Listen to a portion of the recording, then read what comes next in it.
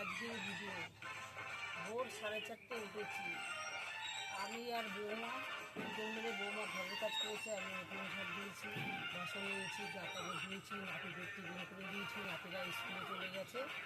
এবং শাশুড়ি বৌমা এত মেয়ে তো দুজন মিলে এই যে গাছ 2800 গাছ গোনা হলো।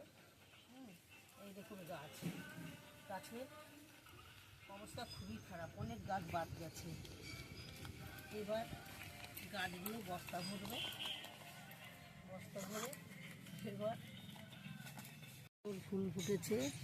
দেখুন আজকে আবার দুটো লাল জবা, এই দেখুন এই একটা, এই দেখুন ভেতরে একটা, অনেক দিন পরে দুটো লাল জবা ফুল ফুটেছে।